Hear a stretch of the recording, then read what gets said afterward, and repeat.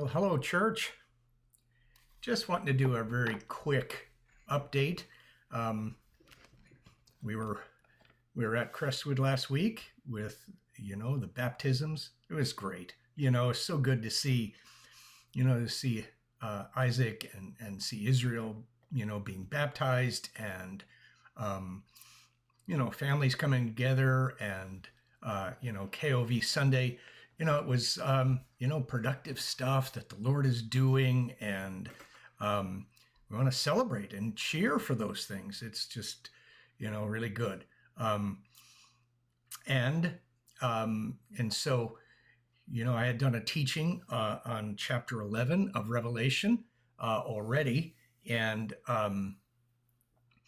we didn't get a chance to get to that. So I want to encourage you guys to go back, listen to that, that podcast that we did, the teaching that we did on the beginning of chapter 11, talking about the temple.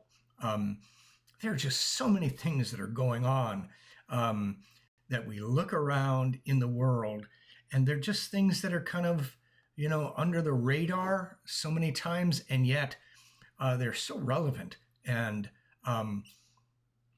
we're hurtling towards things that are prophesied in the scriptures. I was contemplating the other day just about Timothy. He talks about at the end of the age, people's love will grow cold and lawlessness will prevail. And I think those two things kind of go hand in hand, but it's a reference to the Old Testament. The laws that were handed down by revelation from God to mankind for them to walk out in society and how to live and where to go and what to do and what's good and kind of defining things. It's really important for us to to understand that there's a storyline that's going on from all of creation till today, and at the end of the age, we're going to see things that are prophesied, but that are not really things that are very new. They're things that are references to the Old Testament, references to the scripture, references to the story of redemption from the beginning of time. I think about creation, fall. I also think about covenant that God has made, and the continuation of corruption on the earth. Prior to the flood and then after the flood, and how God refers to that in the New Testament. He says things will be like in the days of Noah. Well, what does that mean? It has many meanings, and one of those is that lawlessness will prevail. That people's love will grow cold, and that also there's going to be things that are happening, like the corruption of mankind's God's creation on the earth, and so there's many things, and we've talked about some of those things, but I just want to refer you guys again to Revelation chapter 11, and talking about the temple and Jerusalem being the center of things. Israel still being the center of things doesn't mean that we have to agree with everything that the Israeli government is doing in every way. And yet, the reality of it is that there is no separation between the land and the people, the promises and the covenants of God. That what he's going to do is fulfill his word, and that land and those people are really important. And so, pay attention, take a look at things. I would refer to a book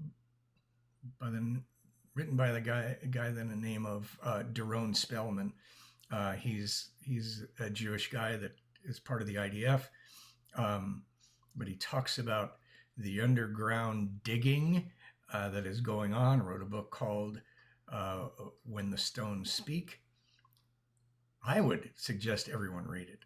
It's really profound, but give you some idea what's going on. And there are things that are happening on a global basis that are really interesting these days. We live in interesting days, many times not easy days, but prophesied. And the last half of that teaching that I gave last week was about the two witnesses. Well, that will be really intense. Who knows whether that's going to happen in our lifetime or not. But boy, things are, the puzzle pieces are coming into place in different areas. Doesn't mean it's, tomorrow, but we should pay attention. Jesus said we should pay attention. And I just want to encourage you guys, we'll get together this week in our groups. We'll discuss Revelation. I know, we're in the summer doldrums and we have vacations and people leaving and doing stuff, but we're going to continue, keeping the word in front of our faces, which I believe is so very important in these days. For us to love those that reject us, boy, it becomes more and more a reality, doesn't it? And we can't just confess our way out of it. We have to actually really put our minds and our hearts into the Word, understand, and live in a way that is contrary to the way the rest of the world does things. So anyway, I just want to encourage you guys, the baptisms are great, and it was really good to get together last Sunday, but we're going to run down that path again this Sunday, and we're going to read the scriptures out loud. We're going to have communion together. We're going to pray for one another, and I look forward to seeing you guys. And so anyway, love you guys. Just wanted to put out a quick reminder and just have you dive back into our YouTube channel and take a look at last week's teaching. God bless you guys. Thanks. And we will talk to you soon.